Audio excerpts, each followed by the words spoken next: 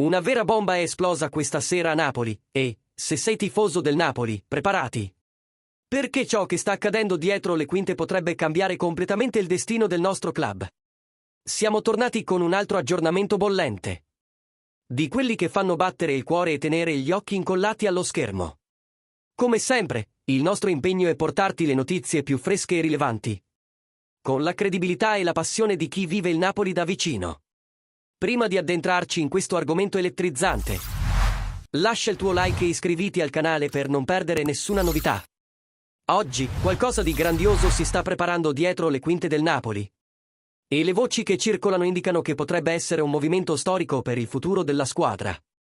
Secondo le informazioni dell'esperto Gianluca Di Marzio di Sky Sport, il Napoli è tornato alla carica per Marco Brescianini, centrocampista oggi di proprietà dell'Atalanta, ma che in passato è stato vicino a vestire la maglia azzurra.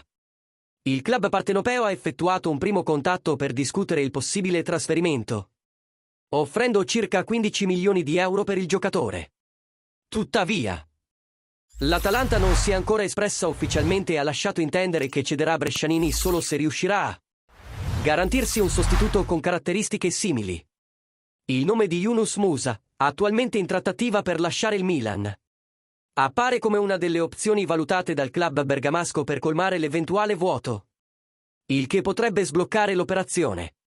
Brescianini, reduce da una stagione solida con 38 presenze, 6 gol e 2 assist, è considerato un rinforzo versatile e di qualità per il centrocampo di Antonio Conte, capace di aumentare la competitività della rosa per le competizioni stagionali. E adesso, tifoso del Napoli, vogliamo sentire la tua opinione. Brescianini sarebbe il nome giusto per rinforzare il nostro centrocampo o il club dovrebbe puntare su un altro profilo? Scrivilo qui sotto nei commenti e, se ti è piaciuto questo aggiornamento, sostieni il nostro lavoro con un super thanks per continuare a portarti le notizie più calde sul nostro amato club.